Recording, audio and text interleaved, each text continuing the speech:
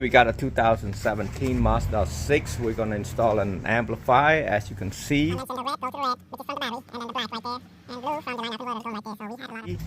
We pull the panel, everything out already, and we run, let me get some light here. So we push it through this booth or grommet, they call it.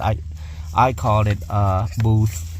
We'll run it down here, hide it to this black wire right there. We're gonna sink right there, put it in here, and then kind of work it like this. That way when we put the plastic back, it would be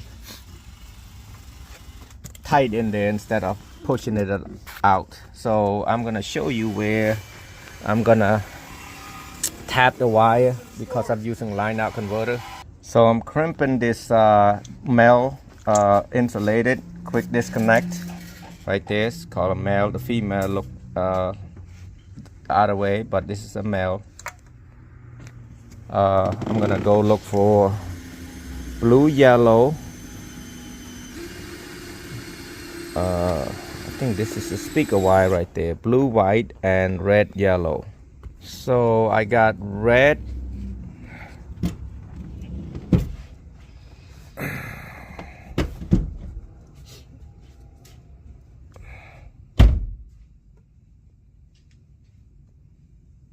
yellow, and blue, white. Red, yellow as positive, and then blue, white is negative. So yes, I got red, white. Actually, it's almost like yellow. Yeah, red, yellow is positive, and blue, white is negative. Gonna run it and hide it and put everything back. Better put it back is like so, right there along this line, so you don't hit this part right there. Now the customer missing the cover plate to go with this fuse right there, so I just leave it like that. I just hide the wire right there because the wire is gonna be covered by the cover plate and run all the way to the back. We use a metal brush. We're using a 4 gauge. Actually, this is a really good wire that we have. It's an oxygen free. So we're gonna run the power through this right there. We had a 4 gauge. It's supposedly 8 gauge is fine, but we ran a 4 gauge. On the fuse holder you have, you're gonna need an Allen wrench to loosen this out and then put it through here. And then I'm gonna be using an 80 amp fuse. Most of them use about 80 to 100, but 80 amp fuse is good. This is a mini A&L fuse. And of course in the fuse it's got 4 gauge and 8 gauge. So I'm gonna remove this inside out. You should be by yourself doing this. You don't need 2 people for this. You push your finger right here, pointy finger, push it in, and then tighten it using the other hand. Now push it through, and then you're gonna make a ring right here. Put the ring terminal right there. Here's a ring terminal. I usually taped it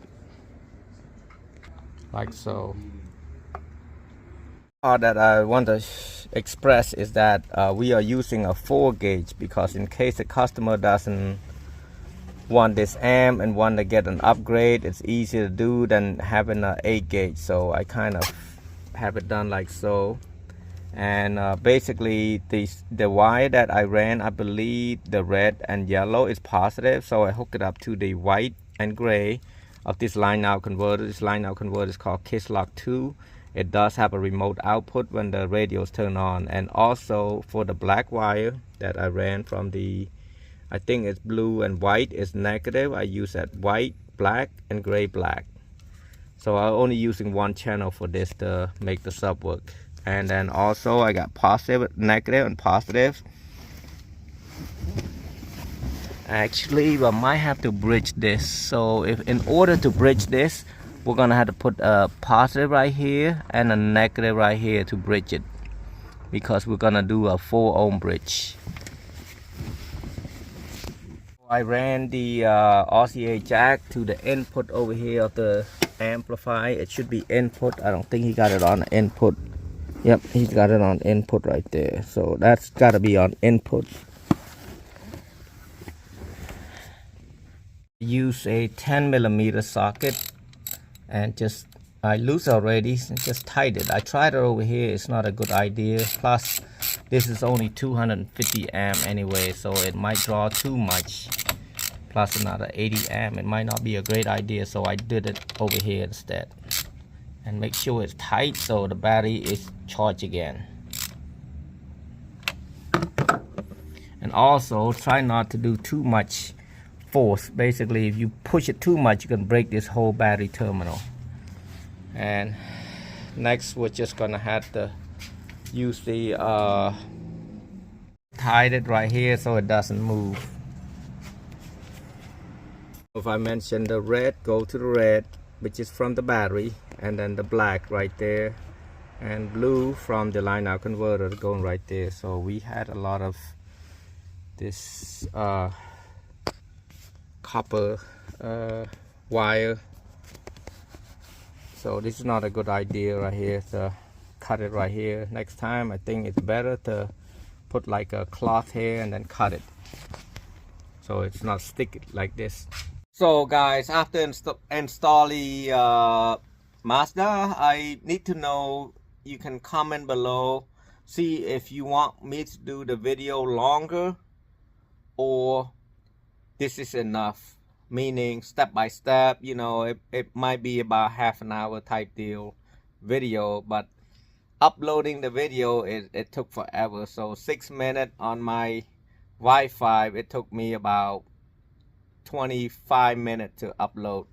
So but if I do half an hour, that would take me about 2 hours to upload. But anyway, comment below, let me know. Thank you.